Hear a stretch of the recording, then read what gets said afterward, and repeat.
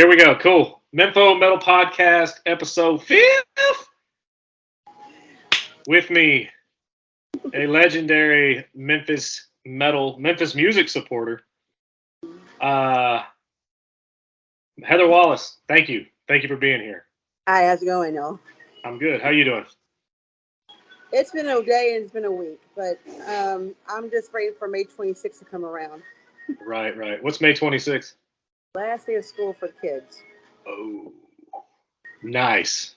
And then I start my summer vacation.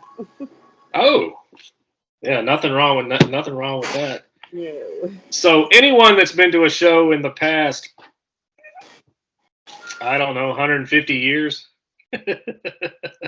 knows who you are. I mean, you've got YouTube says you've got over 2,000 videos, and of course, I didn't get to look at all of them, but I'm assuming the bulk of these are live shows that you have attended and recorded yourself. Yeah, so yes, 80% of those videos are live shows that I recorded. And then the other 20%, okay, I'll be fair, 90% of those shows are live. The other 10% are things I did for Memphis College of Art and when I was a grad student there. And then also some things I just did that was kind of random. Right. And also some rehearsal videos I did for one of the dance groups I'm part of. So that you can't really see. I put them as unlisted, but they're documented as being one of my videos. So. Right. Okay. Well, let's get around to talking to all of it.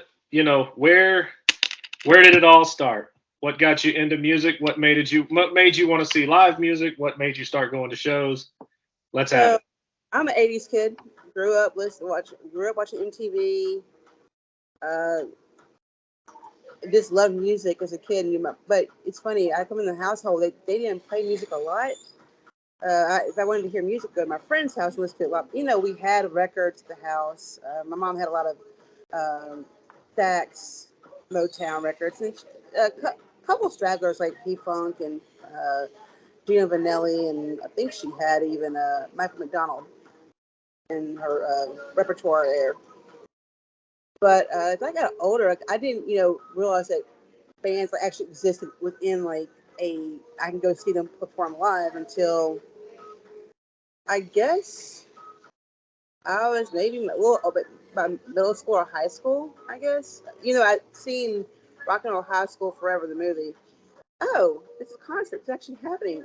The Ramones are playing a show. Wow, what in a movie? Yes. Yeah, it's a great movie. Yeah. It. But and then the second version, we won't talk about the second version that came out with Corey Feldman, but hot garbage. Yeah. There's some funny parts in that movie. Anyways, I'm sorry. Yeah, I think the first show I do remember seeing though, which is funny. As far as don't laugh. I saw New Kids on the Block when I was 10, 11, maybe no, it had to be 12 because it was 1990. They played the Coliseum, and then like a few months later, we had to see Criss Cross and MC Light. But seeing like metal bands or rock bands, rock wasn't played in my house very much unless I was watching MTV and looking at Van Halen and Def Leppard, some kind of weird video on there. And I think by the time I was like in 6th, 7th grade, I would collect like the new commercial appeal. I would see concert flyers like the Cult playing in Memphis or Jackal's playing in Memphis, with Slaughter or something like that. And of course, I couldn't go because none of my friends were going. Then I was not allowed to go to these concerts because more than likely the bands were too vulgar for me to listen to in the first place. So, yeah, I'm that sticker generation. Oh no, that was everything. Yeah, I remember that. If it was stickered, and I don't care what the sticker was, no, it is the devil. No. Right. So yeah, I got it too. Right. Same age. So yeah. But then I think I remember what was that 616. I would hear announcing for I was 99 FM, and they would have that Howard Stern show, and then I would listen to Beyond the Pit with Cesar Romero, and they would have the little announcement for who's coming to 616. But of course, I was nowhere near 21 or 18, so there was no show going for Heather Wallace for a long time. Yeah. I already heard about Stage Shop, and I don't know if you remember Neon Moon. I Uh, remember both of those. Yes. I Very didn't really, well. I don't, and then what made it so bad, I didn't find out until I was like 18 or 19 that they did have a teen club. And there was one near my neighborhood. I'm from Whitehaven, South Memphis area. And the closest teen club if you recall, was the Americana. It was next to the Americana Club on Winchester and Lamar, I think it is. Yeah, that really big building next to the smaller building next to it. And that was a teen club, but she didn't want to go there really. It was a little creepy from what I heard. So I never got a chance to go to places where they were supposed to be having shows there. We'll fast forward a little bit. I think by the time I graduated high school, oh yeah, I did mention the Ramones did come to Memphis one final time in 1996. They played 616. Again, I didn't have any friends to go because at this point, all my friends had already graduated. I was still in high school. They'd already Oh graduated. man. Yeah, and a couple of my friends had shipped off into the Army Reserves, and some went away for college. So any chance I had of going to see the Ramones was bye bye. So the first actual rock show, metal show in general I went to, would be a couple years later. I saw Full Devil Jacket, Nickelback open for them. And Wow. I've been playing for them on the radio a lot. And I think a few months later, Saliva had their, which would be 2000, I guess. That's when Saliva, I guess, released their Every 6 Seconds album. Right, right. Let me stop you right there. I got a question. I just caught this. You mentioned Beyond the Pit, Yeah, the late show with the metal. yeah. Are you sure that guy's name was not Jose Romero? So I don't know if you a place called Cafe Apocalypse. Uh-huh. They had I guess Von Haas had did all these little drawings, and one that they had, he had Jose Romero. Then he wrote down Jose Cesar Romero. So I don't know which was his. I can't remember his first name. If it was Cesar or Jose Romero, but Jose sounds about right too. It's been so long, I can't remember. Yeah. But I would. I distinctly remember the voice, the Beyond the Pit guy or whatever. I distinctly remember that voice, and you know who he sounds like.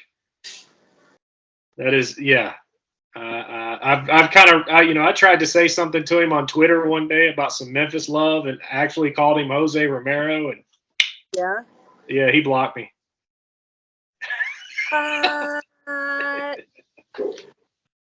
Rude. Yeah, I don't. I mean, and I don't whether it was his account or not. This was long, long ago. Uh, Something about him, SM radio, this, that, and the other, and yeah. The next thing I know, I could not comment. I could not see any of his content. I was like, damn, Wow. Or I think it might have been. I may have mentioned Crippled Nation too, and he didn't.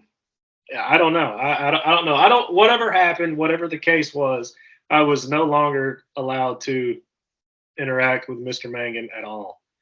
Oh. No. Well, say la vie. Good grief. Right. Yeah. What you do. Well, at least they know how you felt. So. Right. I just wonder if he knew that. I just wonder if he caught it. You know, and I saw him like the very next time I saw him or whatever was a Slayer show years and years ago. He wasn't attending. He was there, kind of announcing the bands. Oh. And, yeah, the Slayer fans were not good to him. Karma. It is what it is. But yeah, going back to the 616 days here, I can remember 616. I think was the very first show I ever saw. 93, 94. I Hate God, and I want to say Corrosion of Conformity, but I definitely remember I Hate God. So yeah, I can always say that's my first show. So. Very nice. Hurtful it was. Oh, really? Anytime anybody mentions 616, I kind of give them a dirty look, or even barristers as well, because I didn't have a car, so I didn't know where barristers was, so I didn't get the chance to go check it out because I was old enough to go to shows back then, but didn't know. I didn't know what clubs were 18 up, 21 up, or all ages or whatever. Right. I get a lot of flyers. That's in Whitehaven, so. Right. So do you still have these flyer clippings that you kept? Do you still have them? Ah, no. You know what? I moved to Jackson, Tennessee back in 2007, and I had some of those flyers with me. Well, when you move from one place to another, some things always get lost, and a lot of those flyers Oh, got lost.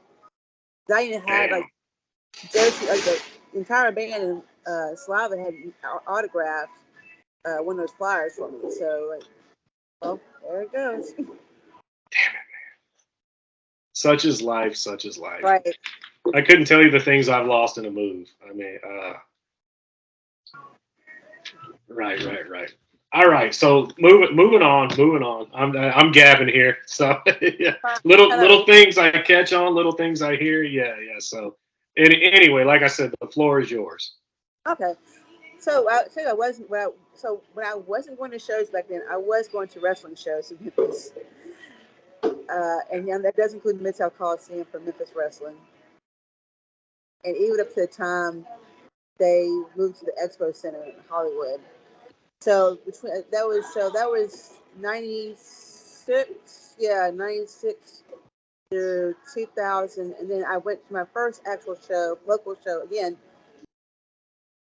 I would say 2001. I was a student at U of M this time, I think my second or third year, and I would see these stickers all over, pasted all over the campus. Mid Seven, join the revolution. Like, what is this? Some kind of club or some kind of I didn't know what Smith Seven was back then. I mean, I just thought it was some kind of either clothing line or some kind of club you had to be a special member of or whatever. And in the Memphis Flyer, I happened to notice they had flyers for newbies, and they had Smith Seven Showcase list. Oh, it's a record group. It's a record company. Okay, in Memphis, they have bands that play at newbies, and so a couple of bands that include Ugly, Michigan Honda, My Surrender, Dismissal, and I'm sure I'm forgetting somebody. There are a couple other bands I know I'm forgetting, but like I said, I've slept since. And those shows were like $5 back then, so they were playing at least every other week or maybe once a month. Yeah. So buddies and I would go up to newbies and hang out there on Saturday nights to go see the bands play. Awesome, awesome. I can vaguely remember some things going on at newbies and stuff like that. This was right around the time I kind of became a dad, so I didn't get to see many shows for a little while, but yeah, Okay. yeah. I remember it. Wow. How old are your kids? 24 and 20. Okay. Yeah. Oh, my nephew will be there in 5 more years. I don't want to think about that. Wow. Don't blink. That's all I can tell people. I mean, it's over with before you know it. Not over with, but it's when they're not little anymore. You're just like, man. So I guess going back to the music thing. So I started getting into the more underground music, through the Smith Seven group and everything. That started that Brian Vernon was the guy who was in charge of that organization. He would have shows at his house, the Smith Seven compound out in Cordova, and he has quite a few bands. And eventually, you have some other bands that would join that group. Not Process. Process of Moving was dismissed. So they changed their name, and then they had well, you mentioned Cripple Nation, but they changed their name, I think, to oh goodness, I want to say the United. That's probably wrong. Uh, they went through a name change. They were with Smith Seven for maybe a year or so, and then I guess they went their separate ways. And Jeremy Stanfield started doing solo work, and James Godwin started. he started doing his own thing, and eventually came up with James and the Ultrasounds. Yeah. And then, of course, My Surrender would start playing shows at the Caravan within a couple years.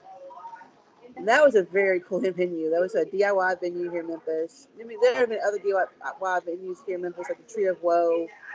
And I know there was Last Place on Earth that had shows. And then, of course, there's a coffee shop. Oh, my God. It was downtown. I can't remember the name of it. Oh, my God. I went there one or two times. It was off Madison. I can't remember the name of it. They used to have shows in the basement. I know where you're talking about. Yeah, Yeah, I get the name of it escapes me. Was it kind of here and gone, kind of quick, kind of?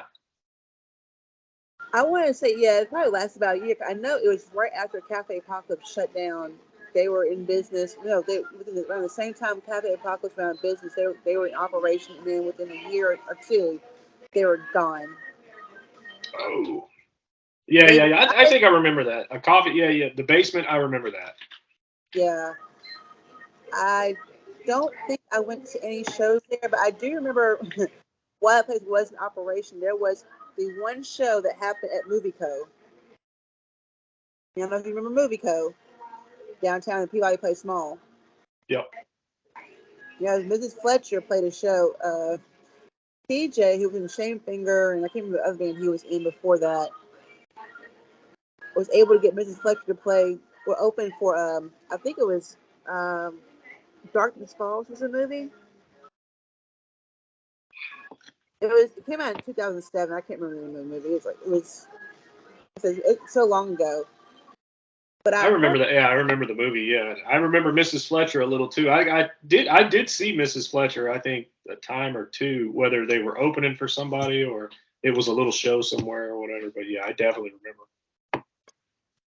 yeah, there was yeah, I heard there was a little bit issues about that show that TJM was getting a lot of trouble for booking that show. Wow. But but it didn't matter. I think it got the movie had a lot of people there. I don't think it sold out, but there was a lot of people in the audience. Just I think most of them were there to see the band, not really see the movie as much. Or probably a little bit of both. Yeah. I think a friend and I ended up walking out halfway through the movie because it was so terrible. Yeah. All right. Yeah, I remember that movie. I don't remember when or whatever. I think I had a cousin or something that I watched it with, and it terrified her. It Right. was bad. The terrible horror movies to get you through the night, right? Yeah, exactly, exactly. Well, let's backtrack a little bit. I know I mentioned the Caravan. So there's also the shows at the New Daisy. These are the hardcore shows at the New Daisy. They try to have hardcore shows at the New Daisy. And I do recall one time I went there. There were a couple of fights that would happen between the metalheads and the hardcore kids because the hardcore kids want to dance, metalheads want to do the push pit, and you get the two camp together and Damn.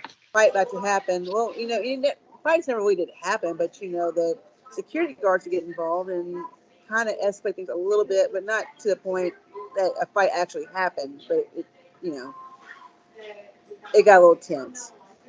At that time, the Caravan, the owner was Bradley Hutchinson. I think he had some other people that were helping out with it. I'm not sure who. That was 2003. That I know the Caravan was a pretty big venue. Well, it wasn't like big, but the size of the venue, it made the Buccaneer look like a stage stop. Wow. And that tells you the size of that venue. Right. Exactly. Yeah. I told Tino on the first episode, or I forget who it was. We talked about the Buccaneer. I was like, yeah, I played the living room in the Buccaneer a time or two Oh my with the goodness. fireplace behind us. Oh I love that fireplace. I miss that fireplace. yeah. Miss the place, man. A lot of places I miss, man. There's a But lot. We've lost a lot of venues in the last several years. Like I yeah. said, Caravan was gone within, I think, about 2005, and then you had the Complex, which ended up becoming Oh yeah. that became Charlie Stop Cafe. Now that's gone again. And of course, just lost P&H within the last couple years. And the antenna, well, they reopened the antenna and then they closed it back up, and then it became something else, and now it's something else. I can't remember the new name. I think it's kind of ballroom rental place or whatever. Now, there's another venue I'm forgetting about. Oh, the Dregs. Eddie Riley had using on Lamar. That was a nice little venue. It was pretty big size, but I don't know what the rent was in that place. Well, that was a big size venue. Probably the same size. I would say about the same size as the complex. Maybe. I could be stretching it a little bit more. I'm not sure. What about? Do you remember that building across from Murphy's now? Do you remember when that was a venue, or what? Or was it a venue?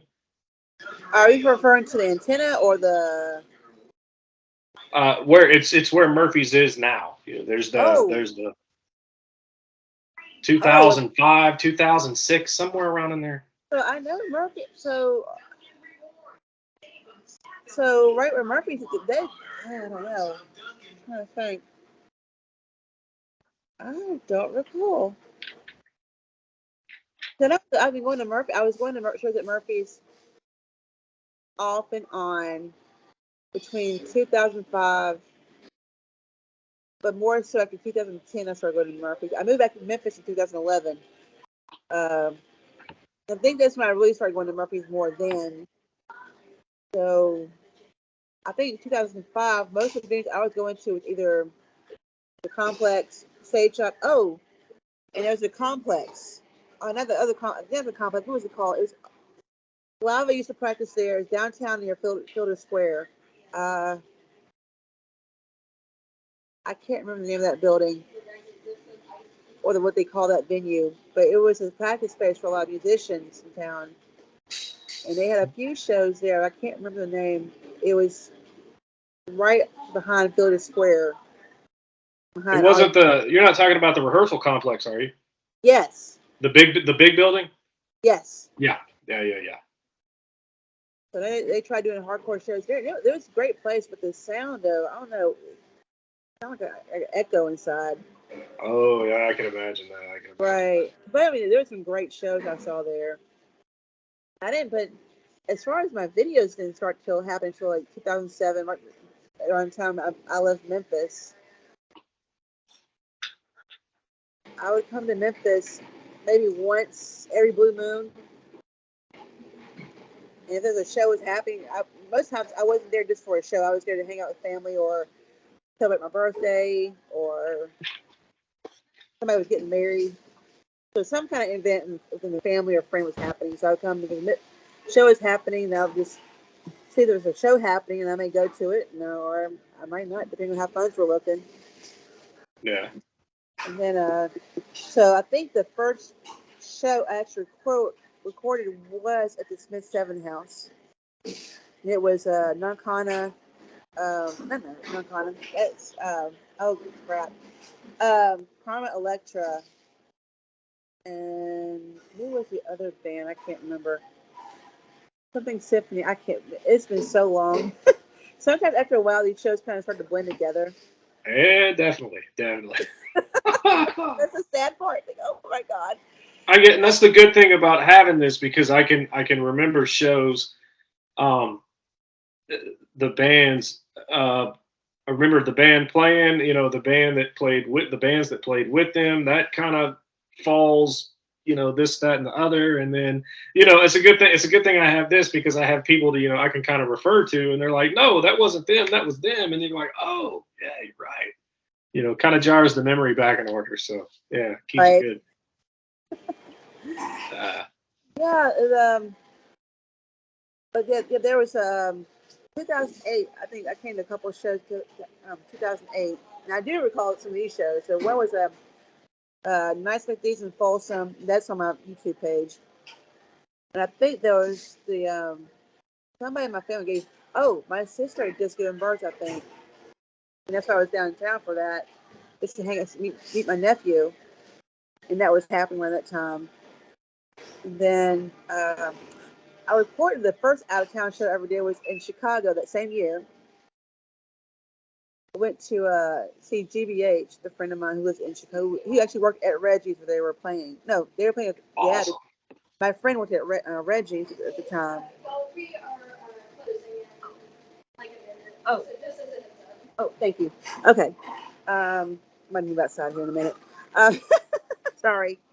Um, but yeah, I saw GBH with they had David Springer from SSD Control, and he got on stage with him. We ended up hanging out after the show because he was Awesome. friends with Springer, so they would hang out. And it was so weird Ah, because it was so funny. I don't know, maybe he was just high or what, but he was asking me to take pictures of him, which I have the pictures. I'd post them up. I may post them with Memphis Hates You. I don't know. I took pictures of them. They weren't that great, and I saw them. I looked at them just recently. Like, these pictures aren't that fabulous, but okay, whatever. He said he was writing a book, and I never heard from him. I sent the pictures to my friend to give to him. He never sent me the kind of message or whatever. You know, it is what it is. But that was an incredible weekend, I will say. Then we went to see who was playing the next night right at Reggie's. It was Everybody Out was playing, and they're more kind of a street punk band. From I think the lead singer's from London, but the rest of them are from Boston. I think, if I remember correctly. And it was very much fun. I did not get video of that, unfortunately. I got photos of that. ah. Yeah, this is so disjointed. My memory is so disjointed about a lot of things. But back to the music, man. There is so much music between that my memory kind of jumbles up between 2003 and 2009, and then it has like a moment of pause from 2010 onto now. Make sense? Yeah, definitely. I have it. I mean, like I said, this is why, I love talking to people about things because then mine starts coming back and I start remembering things like, okay, yeah, I know that. Definitely. So, not only shows, but Memphis Hates You, of course, and your place in the Memphis metal scene as a whole. Like I said, man, you were more than you were requested more than a few times. So yeah, so we had to make this happen. Yeah, it was. That's actually surprised me, which is cool. It's great. I love it. Thank y'all for thinking Yeah, of me. Um, but yeah, so let's talk about Memphis Hates You for a minute. So yep. I did not get involved with them until I think 2017. So Sean Mullins had approached me back in, I think, right after the Cauldron had started, maybe like 2013. And he asked me about, because he knows I had the YouTube channel, because I think at that point I had maybe 100 subscribers, maybe 20, 30, maybe, I would say about 30, 50 to 50 subscribers maybe at that time. Even though I had the channel since 2007. And he asked me if I post my pictures and my videos on the Cauldron. I said, yeah, I just need access to be able to do it. Because I think on some of those pages, if you're not an admin or something, your content won't show up. Right, right. So he went ahead and added me. And then it was so funny. We were at, I think it was Gone to the Dogs Fest 3. And he asked me why hadn't I posted Memphis Hate You. I don't have access. I think that's how the conversation went. It's been I can't really remember the exact details of the conversation. What I do remember was, oh shit, let me go ahead and ask you Memphis Hates You. I might as well. So I'm gonna clear something up. Everybody thinks that it's all just me. No, it's not just all just me nowadays. There are a lot of people involved. Like Josh Stevens is involved with it. Josh Dennering, J Rock Jamal, as of late, and then Originally, who started with, I think it was Ben. I think Ben Aviati was part of it. I know Ben Hutchinson was part of it. Sean Mullins obviously was part of it. Eddie Riley was part of it as well. Rest in peace, Eddie. Yeah. And they had that festival. I think it was back in 2010. Oh yeah, I caught the second day of that. I had no idea I was going to be in Memphis that weekend. I'm trying to remember. I think I remember it was a friend of mine was having a baby shower, and I just got out of rehab, not cardio rehab. Let me clarify that. I had it. So let me tell you, I had a stroke when I was 30 years old, 2009, November 1st. They called me. It was a TIA. That was November 1st, 2009, and within a couple of hours, I was able to smile and move my hand a little bit, but I didn't know where I was. Well, they ended up calling my birthday and said, okay, you're not going to need open heart surgery. You're fine. You probably won't need a valve until another 10 years. It took them 3 or 4 days to figure out why I had the stroke.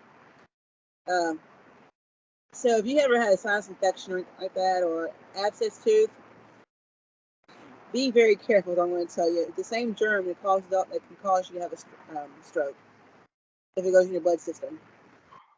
Now, sinus infections, yeah, I'm notorious for it. No abscess teeth or anything like that. But wow, that's the same thing that can cause a stroke. Yeah, all of it. You can call it. Yeah, but they said more than likely it's an abscess tooth that caused it, because the strength of the virus or the bacteria with the sinus infection is not that strong. But anyways, so my birthday, they called me. Oh, you're not gonna need the open heart surgery after all. And then come December 23rd, they called me and said, "Yep, you're going to need it January 10th." I'm like, are you kidding me? So I was pretty much out of commission for a few months as far as traveling, because they went ahead and operated on me, and I couldn't drive for a few months because the chest was still healing and all that stuff. So I think the next time I came to Memphis was just in time for Memphis Hate You Fest. Wow. I was in my last month of rehab, and I'd already missed the first day. Great lineup for both nights, actually. So I got most of the bands that played that Sunday night. Awesome. Well, at least you got to see some of it. I didn't. I unfortunately was not there. My band played. I was not there. Or my band members played. I did not. What was your band back then?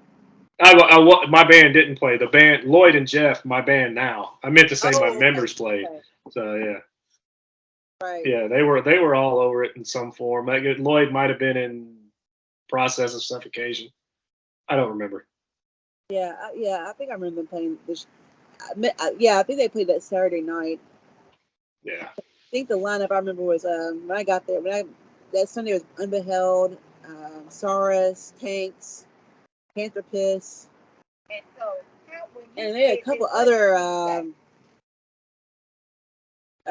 people bands. I can't, like I said, my brain it blends other shows in, and so I may get some bands wrong. Yeah. Oh yeah. That's a running theme for this. So yeah, that's all cool. Definitely. So I mean, and like I said, you get such a huge supporter of the scene. That's I'm gonna have probably of course, a few others on too. Just kind of getting a list together, but bands, musicians, whatever, anything to do with Memphis metal, of course, and like I said, those who support it, I feel are just as important to this as those who are making it. So that's Absolutely. There's a lot. I can name some people off the top of my head. J Rock being one of those people that I don't think I ever recall him not being at a metal show, because it's funny. He's probably more shows than I have. yeah. Oh yeah. I met him in 2012, 2013, somewhere around in there. I remember seeing him at shows back then, or meeting him at shows back then, and known him ever since. Man, that's one of the coolest guys I've ever met. He is top notch, and I'm really proud of him, the work he's been doing with his art. And other things outside the scene, like, and then what he's doing or trying to do, I guess, for the scene in a sense too. Um, it's funny. He's always asked me, why don't you like try to start doing more interviews? Like, I'm a school teacher. I don't have to. Yeah. I got too many eggs in the basket right now. So, but if you want to handle it, you're more than welcome to. And I would never stop you. I think he has done a couple interviews before for some kind of podcast or something or other, like years ago. Yeah. And he's a pretty good drummer as well.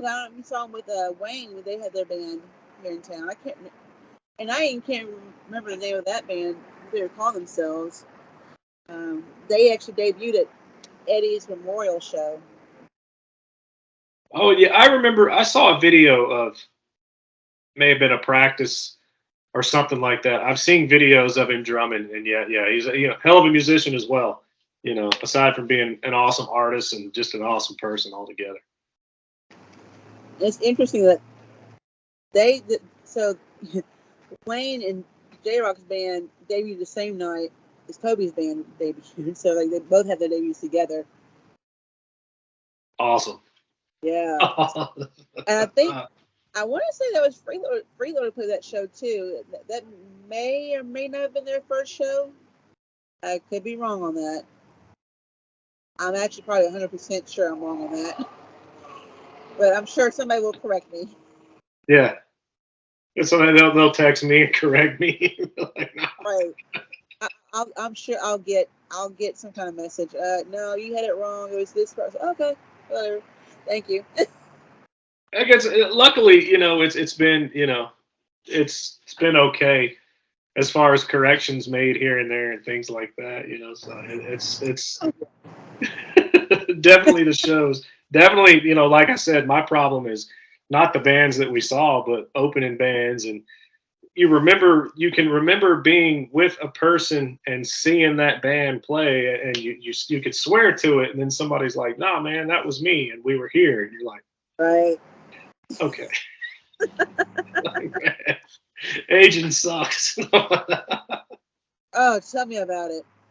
Yeah. Oldest of six. I'm the oldest of I want to say 5 or 6. And then I found out I have a brother in Gary, Indiana, possibly an older brother. I don't feel so old now, but I still feel old. My brother makes fun of my age, like 34. You would be 34, kid. Yeah. Keep it up. You'd be 34. Yeah. I got a baby brother too, and I was the oldest. I'm 40 something. 40. I'm 42, and I think he's 38, 39. Yeah, and I get little stabs every once in a while about being the old man or whatever the case is. But yeah, I feel you there. Maybe I wish I had an older brother come out of the woodwork so I could just not be the oldest for a little bit. Right. I haven't met him, but it feels great knowing, hi, I'm not the oldest. I can laugh at somebody else now. Awesome. Well, maybe you guys can kind of connect or whatever, man, and hopefully it's a beautiful thing. So. I hope so. Well, I guess one of these days it'll happen, I'm sure. Yeah. Gotta call that Tyler. I can't remember his name. Tyler, or whatever his name is. Has that show? He used to have a show on TV. You guys find missing people. Oh. Yeah, I know who you're talking about. Missing people and missing loved ones, and people were always looking for parents or brothers and sisters or whatever. I do remember that show, man. Yeah. I think my wife used to watch it quite a bit, and I'd kind of just get sucked into it, Right. Well, this is what we're watching. Right. Definitely. Right. Right. So here's my question, and if you if you could ever get Sean and some more people on board at any point, because I was asked this question to ask you, at any point would there be another Memphis Hates You Fest? Wow. I had a feeling that question was going to come up. if I wasn't teaching, Yeah. I'd probably put more of an effort in it. Which I'm gonna, if the possibility was there, I could see it happening, but I'm not going to say 100% yes to that question. Yeah. Even though in a perfect world, the answer would be yes. Absolutely. Oh yeah. But for right now, here's what I don't know. So I'm sure you probably noticed we have an Instagram now. Yeah. Well, I'm kind of going to do something with that. I'm going to, and a lot of people have asked me, why don't we shut down the Cauldron? Because it's, they're kind of, both pages are connected, really. Right. But there are some differences between both pages. So Memphis Hatred was more for like heavier music, not just metal, not just hardcore, but also like punk or hard rock. But the Cauldron is for like all genres. Doesn't matter what genre it was. Underground doesn't matter. And so that's what I'm kind of thinking about. I'm going in the direction for that for Instagram page. Awesome. So that way we don't have to worry about trying to merge the two pages. We can just do it on Instagram and call it a day on that. Yeah, yeah. Just kind of put it into one. That'd be great. But the thing of it is if you decided to do it, like you said, in the perfect world, it would be great. But I'm willing to bet that there would be enough people that would have your back and help you along the way, no matter what, man. That's I actually, you know what? I do 100% believe. I do believe that too. I know. I don't know if you know Susan Mayfield. Well, she hadn't even mentioned that. I need to. Yeah. Yes, I do. Yes, I do. Yes, I do. Yeah, she even mentioned way back when her and Mark Break was like, why don't you start booking shows? Like, I don't know that many bands who play. Most times, right now we have so many people booking shows right, left, and right. I'm not even, the one thing I've always hated about the Memphis scene, you'll have two really good shows in the same night. Oh yeah. Memphis is notorious for that, and I Ah. don't feel like competing with that. Well, where's the draw there, or where does the problem lie? Is communication the problem? Is it Well, just that's a good question because I don't know how that happens and how that works. Uh, that's one aspect of that. I guess that arena. I never understood how that happens. Like I know some people have booked shows where I guess they had that show in place for months in advance, and then some and other things happen. Like it's funny. I recall. I can't remember who it was, where it was. I want to say it happened with the Caravan. They had no, it wasn't the Caravan. It was I want to say it was during. Oh, oh, for me, I would say maybe was it 2020 for me, or no 2021, no 2020, no 2019. Sorry, nobody was going to shows in 2021. What am I talking about? uh, Grounds had Tony Mac booked, and then High Tone had, I think it was Space Truckers. Then you had Manos Hideaway was finished wrapping up with Ameripolitan, and it was Reverend Horton Heat playing there. Like, well, shit. Oh, this was the same night. The same night, but Oh. yeah, there was that, and then but this I do remember the other shows that this happened within the hardcore scene a couple of times too. It almost caused a slight little rift there because it was the metalcore camp versus the traditional hardcore camp. So you had one show Murphy's was blacklisted. I think Clinch Fish was playing that show. The same night, I think the Acacia Strain was playing at the skate park of Memphis. That was 2005 or 2006. That was the same night. I ended up going to the skate park of Memphis because back then I lived closer to the skate park of Memphis, but I really wanted to see Blacklisted. But I love the Acacia Strain, so like I was conflicted. Like, which one do I want to go to? Oh. Yeah, that's kind of horrible. That's yeah, and I've been there too. Things are booked, multiple things are booked in the same night, and you're like, damn you, Memphis. Right. Oh yeah, Punk Fest when Nights Like These did their final EP release show. Memphis Punk Fest is happening at the same time. Ah, It's like, do I go see? Guys, I see my friends playing, or do I go see other guys and see my friends playing? But they're playing the yeah, final show, so I had to make a priority there. Like, yeah, nice. I gotta go see Nights Like These. They're doing their final EP. Well, I'm going months away on that. I heard some yeah. things. I don't know how true they are. I'm not going to say. I won't say it out loud until it actually happens. Ah,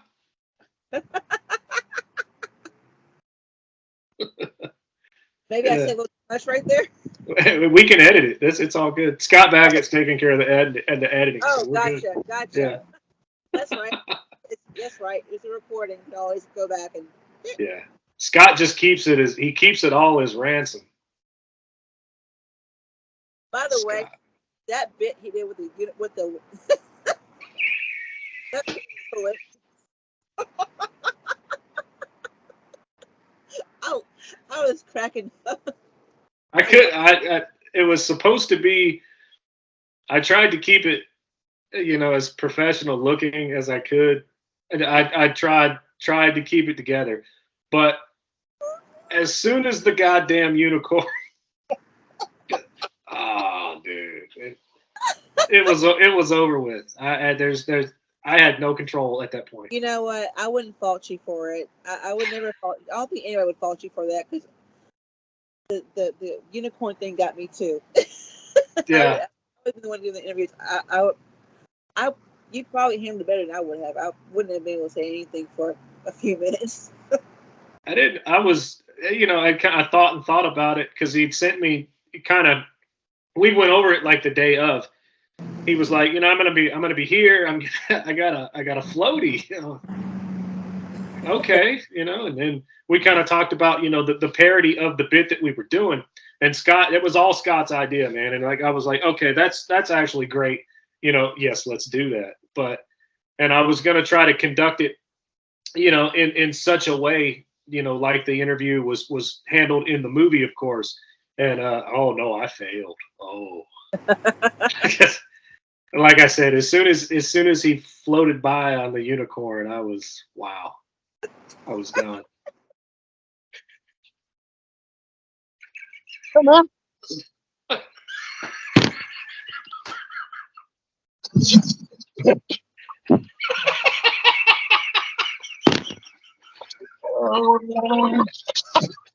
I got my nose. Here's all your Memphis Tech Death bands. This is us. So, That's a very Memphis thing to do. He's a unicorn. It looks crazy. yeah. Oh yeah, we had and Jeff's a funny guy like that too. I could Lloyd and I would set up at practice and it would just be Lloyd and I there. You look up and it's the Grinch coming down the hallway, or it's Chewbacca coming down the hallway, and you're like, oh man, and I'm dying laughing. Lloyd's in the box. He's like, what's he doing? What's he got on this time? And he knows who it is coming down the hallway. It's Jeff's got some awesome stuff like that too. Oh man. Yeah. It's great. Speaking of other epic guys, I do want to Tino talked about on your with you about the Memphis Arkansas connection there, and he's not absolutely dead on with that because I can also remember the time that there were two bands that played Memphis, members that lived in Memphis and members that lived in Little Rock. It was Cut the Tension and Dead City. Oh yes. So you had Jeremiah Chandler, who's from Little Rock. I think he had moved to Memphis at that point. But and now speaking of Dead City, the original lineup had Marcus, who plays for Coral now. Yeah. He's a very underrated drummer. Oh, they're great. I mean, he's Underrated. awesome. And He's Chris is the king of heavy tone. Chris is just heavy. I mean, I just he's grown as a musician. I feel like I remember when he started with Onus, yeah. and he was good, but he started back then. Man, he started cool. Like, okay, let's see where you're going with this, and then of course he adds. Um, I think it was just him by himself at first, and then he added Marcus to the mix. It was Chris and him playing with Onus. I don't think I remember, but Croyle, it was Chris and Jake, I believe, that were together for a long time. And that was the first time I saw them. They pummeled me. I thought, oh my god, dude. Yeah, guys, I was used to seeing Chris play with Onus. I mean, I don't know if that was his first band or not, but I was very floored the first time I saw him. Wow, this is impressive. Yeah, I had so many questions for Clint the first time I saw Onus. I'm like, that guitar shouldn't do that. You have a secret you're going to tell me. And I don't remember that he ever did. But yeah, so. Clint's an amazing guitarist, man. He's one of those. I think he could probably do any genre he wanted to, if he wanted, whatever he wanted. He has something for it. Absolutely. Chris is too. I mean, Chris isn't just limited to just that. I mean, he is, he's actually a pretty gifted guitarist himself. We have a lot of gifted guitarists in the scene. I mean, yes. Everybody has their own style too. Definitely. I couldn't give you a list. That's how bad it is. How great. I mean, like, you're all that great. Like, you can't compare anybody to anybody else. Everybody has their own style, and it makes everybody different from each other. So it's like, to compare them is. Yeah, you really don't have those. You really don't have those bands that are trying to kind of, I don't know, rip off someone else or whatever. There was a small tight knit scene in the mid 2000s. I remember that happening a lot. It bored me really quick, and Right. kind of woke up and stood in some different shoes one day, and I finally decided, if I'm not playing death metal, I don't want a part of this. I don't, I'm going home. Right. Yeah. Definitely. Well, we are about at the mark. Here we are again. Thank you for being here. Thank you for coming on. I thank you from the bottom of my heart for everything that you do. I really, really do. And not just me, the people who watch this that were pushing me to have you here too. So you are loved, Heather. You are loved. Thank y'all. Thank you. Have a good night. Thank you. You too. Y'all be safe. You too.